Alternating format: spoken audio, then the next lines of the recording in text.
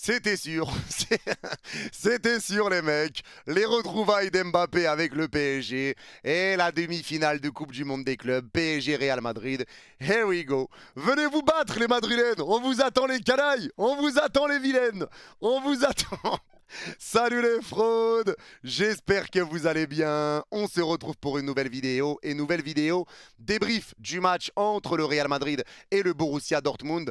Qualification du Real Madrid donc en demi-finale de cette Coupe du Monde des clubs et ils vont nous affronter PSG Real Madrid en demi-finale et c'est un match qui est parti totalement en cacahuète à partir de la 90e minute. Parce qu'à partir de la 90e minute, il y a eu 3 buts et un carton rouge. C'était n'importe quoi. C'était n'importe quoi. Le match est parti totalement en cacahuète, mais aujourd'hui, la meilleure équipe s'est qualifiée. Le Real Madrid a fait une bonne prestation aujourd'hui. Le Real Madrid s'est mis à l'abri très rapidement et a commencé à se gérer derrière. Le Borussia Dortmund a eu beaucoup de mal à se créer des situations, beaucoup de mal à se créer des occasions. Ça a été très dur pour le Borussia. Parce que le Real Madrid aujourd'hui, c'était très simple. Ils ont marqué le 1-0, ils ont marqué le 2-0 au bout de 20 minutes. À partir de là, le Real Madrid s'est mis à rester bien en bloc. Le Real ne se découvrait plus et le Real n'essayait pas de produire du jeu et c'est compréhensible. Là, pour le coup, c'est compréhensible. Parce que tu restais bien en place défensivement, tu laissais le ballon au Borussia Dortmund quand le Borussia arrivait à avancer, et tu les laissais faire des zigzags, tourner à gauche, à droite, pour récupérer le ballon et partir en contre-attaque. Donc la strat était simple, rester bien en bloc après le 2-0, et tu devais te gérer. Tu devais te gérer pour pas laisser trop d'énergie, et pour essayer de contre-attaquer Dortmund, pour essayer de tuer le match. Et là, ça, pour moi, le Real a eu raison de le faire. Le Real a eu raison parce que ce match a été très bien géré, et Dortmund, à partir de la 90e, ça a été très dur pour eux. Le Real se gérait bien, le Real défendait bien. Et le Real, encore une fois, fait une bonne partition. Et ça, il faut le dire. Je l'ai déjà dit dans les derniers débriefs, quand je parlais du match contre Salzbourg, sur le match contre la Juve. Les choix de Xabi Alonso, tu vois déjà sa patte. Et tu vois que ses choix sont payants. Ça, c'est une réalité et ça, c'est indéniable. Quand tu vois encore une fois Arda Güler, le match d'Arda Güler, la confiance que porte Xabi Alonso à Arda Güler. Regardez encore une fois sa prestation au milieu de terrain, sa Coupe du Monde des clubs à Arda, elle est juste folle. Arda Güler, c'est le chef d'orchestre de ce Real Madrid. C'est lui qui se met devant les joueurs et qui dicte la partition. Et là, le Real Madrid chante. C'est Arda qui fait les signes et le Real Madrid qui chante. Arda a été exceptionnel encore une fois aujourd'hui. Et c'est lui qui est là pour faire le chef d'orchestre. C'est lui qui est là pour venir aider la défense. Il est là pour aider offensivement. Il est là pour se créer des occasions. Passeur décisif, bonne vision de jeu. Il est bien placé. Il se place tout le temps à des bons endroits pour lancer des contre-attaques. Il est là pour faire des efforts. Il se donne. Il te sort une top prestation aujourd'hui, encore une fois, Arda Güler. Top prestation de sa part, je l'ai déjà dit, je le répète, c'est un titulaire indiscutable au Real Madrid. Il a été monstrueux et il va continuer de monter en puissance parce qu'avec la confiance que lui donne Xabi Alonso, ça va être quelque chose. C'est différent de Carlo Ancelotti qui le faisait jouer un match tous les 5 matchs et qui le mettait ailier droit, il te le mettait au milieu de terrain, il faisait un bon match mais après il te le remettait ailier droit 3 matchs plus tard. Là c'est différent. Là Xabi compte sur lui et il a raison de compter sur lui. L'autre chose encore une fois qui fonctionne bien, c'est le fait de mettre Valverde sur le côté parce que Valverde, Tchouaméni au milieu de terrain, c'est la chose dont les supporters du Real se plaignaient beaucoup. Et aujourd'hui, Valverde, tu le vois, il a été partout, lui aussi. Valverde a fait un gros travail, à chaque fois sans ballon. Tu le voyais au milieu de terrain, il pressait pour récupérer des ballons. Il était haut, il mettait en place le pressing. Il était là pour aider sur la récupération, il était là pour les ressorties de balles. Et il venait aider Trent Alexander-Arnold. Et ça aussi, c'est des choses qui changent avec Xabi Alonso. Tu vois Valverde beaucoup revenir aider Trent, et tu le voyais en première mi-temps, il y avait tout le temps Trent avec Valverde devant Karim Adeyemi. Et c'est toutes ces petites choses-là qui changent, qui se métamorphosent et qui vont s'améliorer. Plus le temps va avancer, plus ça va s'améliorer. Parce que là, ce qu'on voit du Real Madrid, on voit une équipe au Real Madrid. On voit une équipe, il y a quelque chose qui change. Et oui, ça fait que 5 matchs que Xabi est là, mais tu vois déjà sa patte. Tu la vois déjà. Avec Tchouaméni qui est exceptionnel lui aussi depuis l'arrivée de Xabi Alonso. Il te sort des performances XXL. Aujourd'hui, il était là pour gérer Julian Brandt. Il a eu beaucoup de choses à faire et tout ce qu'il a fait, il l'a bien fait. Tchouaméni est exceptionnel dans ce Real Madrid sous Xabi Alonso.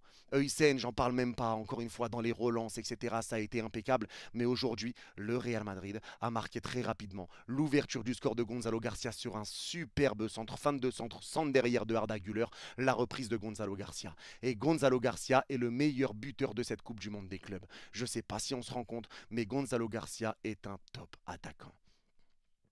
top attaquant. Et il y en a beaucoup qui se posent la question, oui, quand Mbappé va revenir, est-ce que c'est Gonzalo Garcia qui va sortir, Mbappé va être neuf, Vini va être gauche? La réalité, si on parle vraiment de méritocratie là, à l'heure où on parle, Gonzalo Garcia doit rester neuf.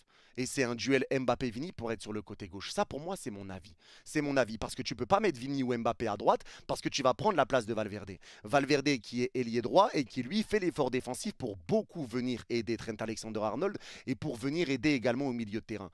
Donc Valverde le sortir, ça peut être compliqué. Et Gonzalo, bah, il répond présent. Il répond présent. Il a été encore buteur, chirurgical aujourd'hui. Il se fait oublier entre deux défenseurs de Dortmund. Plat du pied en l'air. Ça part dans le petit filet. Kobel est battu. Ça fait 1-0. Et l'autre joueur aussi, eh ben, c'est Fran Garcia. Fran Garcia qui va mettre ce deuxième but sur un très bon centre de Trent Alexander-Arnold. Le centre qui arrive deuxième poteau. Fran Garcia qui est là et qui pousse au fond. Ça fait 2-0. Et au bout de 20 minutes, le Real Madrid se facilite le travail. Et tu le vois, le Real Madrid se gère à partir de là. Le Real Madrid recule pour essayer de mettre en place des contre-attaques. Et Dortmund n'est pas dangereux. Ça a tourné à partir de la 90e, mais sinon Dortmund n'est pas dangereux. Courtois n'a rien à faire. Le Dortmund n'arrive vraiment pas à avancer. Ils arrivent à conserver la balle, à faire des gauches-droites, mais ils n'arrivent pas à être dangereux. Le Real s'est bien géré et le Real est resté bien en bloc, ils sont restés bien en place. Et ça, c'est ce qui a fait aussi cette force du Real Madrid, parce qu'à partir du moment où tu mènes 2-0, tu n'as pas besoin de te découvrir, tu n'as pas besoin de te fatiguer, tu gères ton match. Et tu t'es fait peur sur la fin, certes, ça c'est une réalité, mais tu t'es géré. Tu as craqué un petit peu sur la fin, encore une fois, avec l'erreur de Rudiger, etc. Et le carton rouge derrière pour Huysen, et ça on va y revenir. Mais en tout cas, aujourd'hui, pour moi, le Real a fait le travail. Le Real a fait un bon match et tu vois encore des joueurs qui sortent des top performances. L'évolution de Fran Garcia depuis qu'il est arrivé.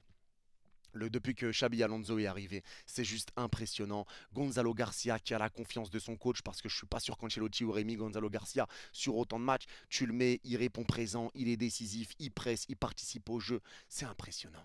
C'est impressionnant. Les choix de Xabi ont été très très bons.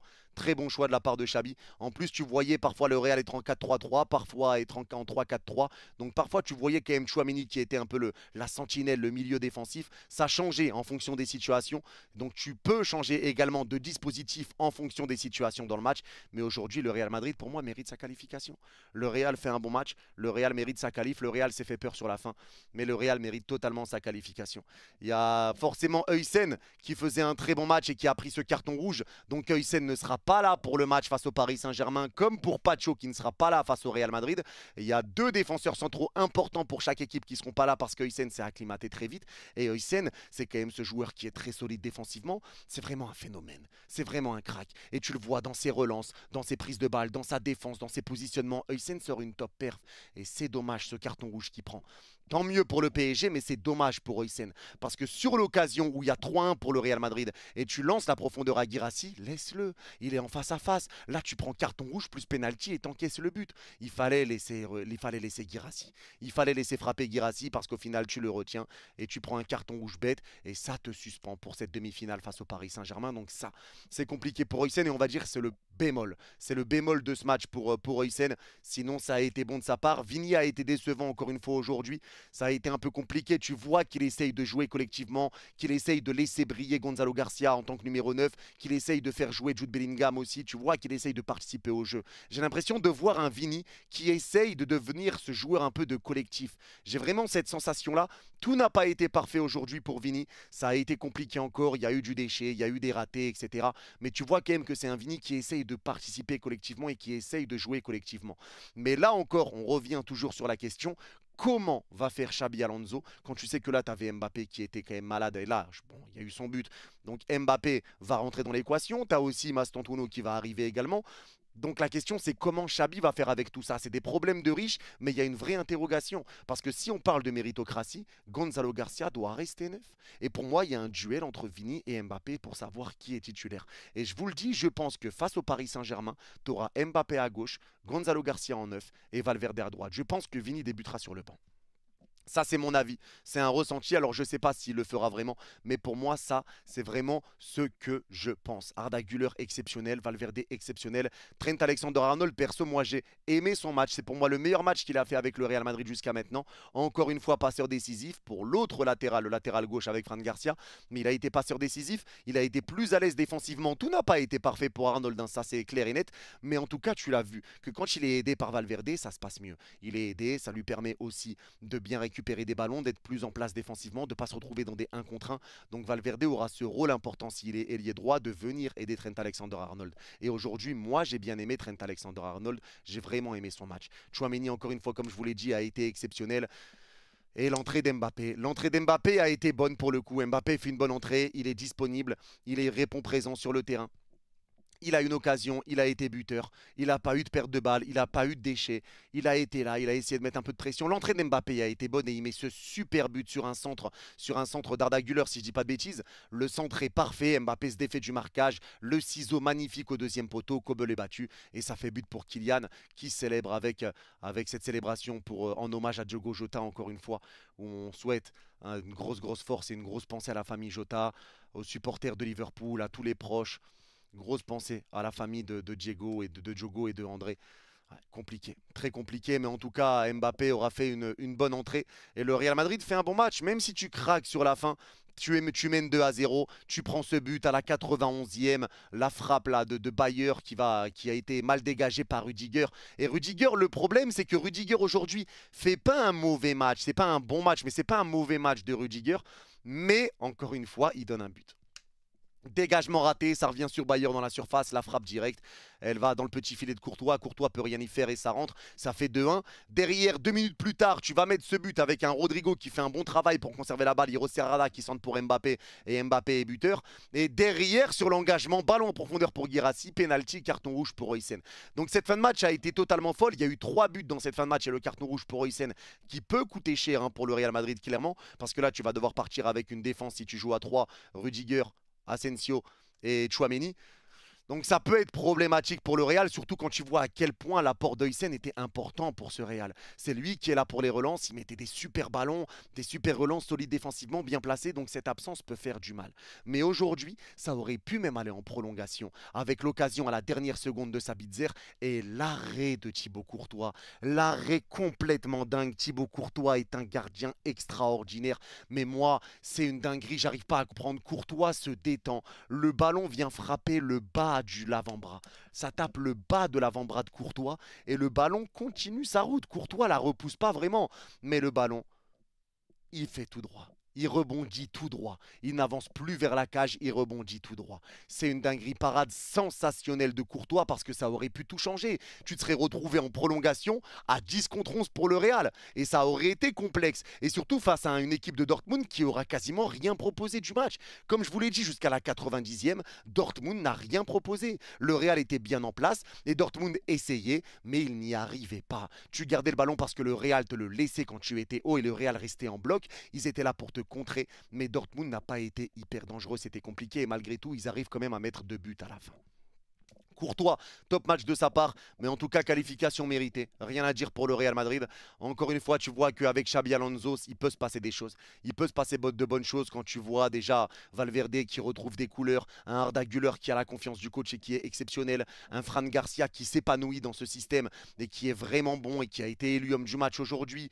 Enfin, c'est toutes ces petites choses-là, Tchouaméni aussi, c'est toutes ces choses-là qui montrent qu'avec Xabi Alonso, il peut se passer de grandes choses dans ce Real Madrid. Et ce Real Madrid-là, moi perso, je m'en méfie. Parce que ce n'est pas le Real Madrid de la saison passée. Ce n'est pas le Real Madrid qu'on a connu sur cette saison. C'est un autre Real Madrid. C'est un Real Madrid différent, avec encore des choses à améliorer bien sûr, mais avec des bonnes choses. Et aujourd'hui, cette qualification, elle est totalement méritée. Il y a des qualités chez ce Real Madrid, il y a des bonnes choses. Il y aura l'absence de Oysen maintenant, à voir comment ça va être géré, mais il y a de la qualité. Il y a des bonnes choses, il y a des joueurs de ballon, il y a des joueurs qui essayent, même Bellingham qui fait pour moi une bonne première mi-temps, mais qui disparaît un petit peu sur la deuxième, avec Arnold qui est aidé par Valverde, avec un Gonzalo Garcia encore une fois efficace. C'est impressionnant. Et Arda Güler, comme je vous l'ai dit, le métronome, un Tchouaméni qui est exceptionnel, un Courtois qui est très très fort. Ça va être une top demi-finale. Maintenant, j'ai hâte de cette demi-finale face au Real. Bravo pour cette qualif parce que la qualif est méritée. Le bémol, comme je vous l'ai dit, c'est le carton rouge, mais encore une fois, c'est un match maîtrisé par le Real. Un match où le Real s'est géré totalement. Le Real le savait. Ils se sont fait peur sur la fin. Mais c'est comme ça, le Real a quand même bien défendu et tu n'as pas été mis en danger. À partir de la 90e, c'est là que ça a changé, mais sinon le Real fait son match et le Real se gère tranquillement. Donc c'est tout. C'est tout pour ce débrief. N'hésitez pas à me dire en commentaire si vous êtes d'accord ou pas d'accord avec moi. Et pour ceux qui ont regardé cette vidéo jusqu'à la fin, n'hésitez pas à mettre PSG Real. Here we go en commentaire et je comprendrai que vous l'avez vu jusqu'au bout. On vous attend, les canailles madrilènes. Venez, on vous attend. C'est l'heure de la bagarre. C'est l'heure de la bagarre. C'est l'heure de s'envoyer des coups. C'est l'heure de se battre. Il y a une place en finale à aller chercher et on va pas vous la laisser. Je vous le dis gentiment. C'est l'heure de se battre. Alors venez si vous êtes des hommes. On vous attend. Rendez-vous mercredi, 21 h. Prenez soin de vous. Bye bye. Et allez Paris, les canailles.